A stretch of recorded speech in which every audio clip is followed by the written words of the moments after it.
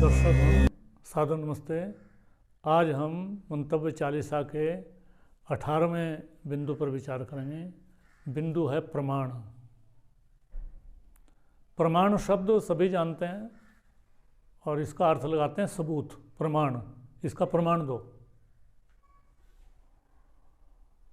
यहाँ दर्शन की भाषा में, न्याय दर्शन की भाषा में प्रमाण को कहा गया है प्रमीयते अनेन इति प्रमाणम, जिससे किसी चीज़ को परखा जाए, देखा जाए, नापा जाए, तोला जाए, उसको प्रमाण कहते हैं। अब हम कोई भी बात मान लेते हैं किसी की, कोई कुछ भी कहे उसको मान लेते हैं कि उसने चांद के 2 टुकड़े कर दिए तो हमने मान लिया, और दुनिया की 1.5 अरब आबादी इस बात को मान रही है कि टुकड़े चांद के हो गए थे 2 और फिर जोड़ दिए थे। बिना माँ बाप के कोई बेटा पैदा हो जाए उसको हम मान लेंगे। इसके लिए न्याय दर्शन में 8 भागों में इसको प्रमाण को समझाने का प्रयास किया है कि 8 प्रकार से इसको मान सकते हैं। एक तो प्रत्यक्ष प्रमाण है, कोई चीज़ हमने देखी हो, सुनी हो, उसको प्रत्यक्ष बोलते हैं कि ये तो हमने देखी है, बस ये तो प्रमाण है। सबसे जो शक्तिशाली प्रमाण है वो तो यही है। दूसरा अनुमान का प्रमाण है, प्रत्यक्ष अनुमान। अनुमान का अर्थ है कि हमने देखा कि जहाँ भी धुआं होता है वहाँ अग्नि जरूर होती है, बिना अग्नि के धुआं नहीं होता है। तो कहीं दूर देश में हमें धुआं दिख रहा हो तो हमें इस बात का अनुमान हो जाता है, यद्यपि हम देख रहे हैं धुएं को ही, अग्नि को नहीं देख रहे हैं, लेकिन अनुमान हो जाता है कि वहाँ अग्नि जरूर होगी, चूँकि अनेक बार हमने ये देखा है। और भी कोई ऐसी बात हो तो हम इसको समझ सकते हैं। किसी बात को समझाने के लिए हम उपमा भी दे देते हैं कि भाई नील गाय को बताना हो तो गाय को बता दें कि जैसी गाय है ऐसी नील गाय है। इसको उपमा प्रमाण मानते हैं, उपमान। एक शब्द प्रमाण भी है। कुछ बातें ऐसी हैं कि जिनको हम प्रत्यक्ष नहीं देख सकते, अनुमान भी नहीं लगा सकते, उपमा भी नहीं दे सकते। जैसे परमात्मा के, आत्मा के संबंध में ये वस्तुनिष्ठ नहीं है, आत्मनिष्ठ है। ये जो व्यक्ति इसको जानता है वो ही जानता है।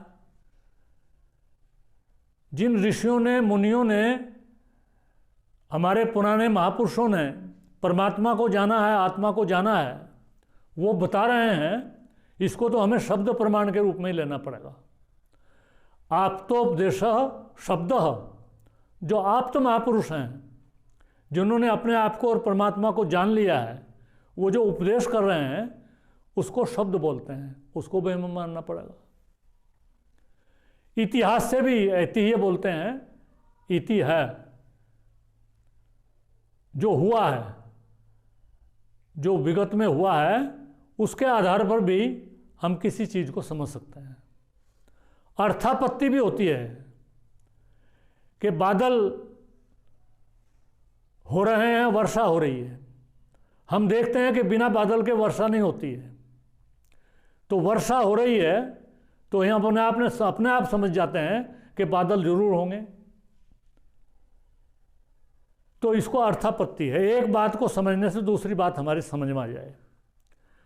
संभव, जो बात संभव ही नहीं है, सृष्टि क्रम के अनुकूल ही नहीं है, उसको हम कहें कि ये ऐसी बात है तो हमें समझना चाहिए, तो असंभव है, संभव है नहीं। एक अभाव भी है, जो चीज़ है ही नहीं उसको हम समझें कि हो गई। कैसे हो गई? को जादूगर होते हैं, बहुत से थैले में संतरा निकाल देते हैं, केले निकाल देते हैं, कोई और चीज़ निकाल देते हैं और पहले थैले को दिखा देते हैं। वो उनकी कोई कारीगरी होती है। आँख बचा करके वो उस चीज़ को रख देते हैं, लेकिन जो चीज़ है नहीं वो हो नहीं सकती। विज्ञान भी यही मानता है। Law of conservation of matter है पदार्थ का अविनाशिता का सिद्धांत, और law of conservation of energy है ऊर्जा का अनावश्यकता का सिद्धांत। जो चीज़ है नहीं वो हो नहीं सकती, और जो है वो समाप्त नहीं हो सकती। तो इसको ये 8 प्रमाण न्याय दर्शन में दिए हैं। इनको 8 प्रमाणों को समझ करके ठीक प्रकार से हमें किसी चीज़ का निर्णय लेना चाहिए। हिंदू जनता अधिकतर जो हिंदुस्तान में रहने वाले तो पाखंड में पूरी दुनिया ही फंसी हुई है। ये ईसाई लोग तो चंगाई कार्यक्रम ही करते हैं बहुत। वो तो ईसाई बनाते हैं इस आधार पर कि वो चंगा कर देंगे, तुम ईसा मसीह पर विश्वास ले आओ और तुम्हारा सब, मुर्दों को भी जिंदा कर देते हैं, अंधों को आंख दे देते हैं, और कोई किसी प्रकार की बीमारी उसको ठीक कर देते हैं, और उसी के आधार पर लोग ईसाई धर्म को कबूल लेते हैं। लेकिन हिंदू समाज में भी पाखंड बहुत हैं, और उस पाखंड का लाभ उठा करके बहुत से अंधविश्वास लोगों ने फैला रखे हैं। ये जितने भी पीर पैगंबर बना रखे हैं, ये देवी देवता बना रखे हैं कि वहाँ जाने से ये हो जाएगा, वहाँ जाने से हो जाएगा। कैसे हो जाएगा? किसी काम के होने का कोई तरीका है। आपको कोई धन प्राप्त करना है तो आपको कोई व्यवसाय करना पड़ेगा, खेती करनी पड़ेगी, परिश्रम करना पड़ेगा, तभी होगा।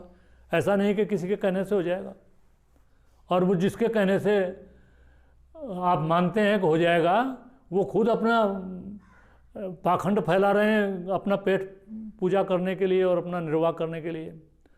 तो जो संभव नहीं है बात, जो चीज़ है नहीं, वो कभी हो नहीं सकती। तो इन 8 प्रमाणों को प्रत्यक्ष, अनुमान, उपमान, शब्द, ऐतिह्य, अर्थापत्ति, संभव और अभाव, इन 8 प्रमाणों को लेकर के ही हमें किसी बात को मानना चाहिए। अंधाधुंध किसी बात को नहीं मानना चाहिए। यही इन प्रमाणों का अभिप्राय है, और ऐसे इनको समझ करके अपने जीवन में अंधकार को मिटा करके और प्रकाश की तरफ हमें बढ़ना चाहिए। इतना ही पर्याप्त है। इति ओम नमस्ते।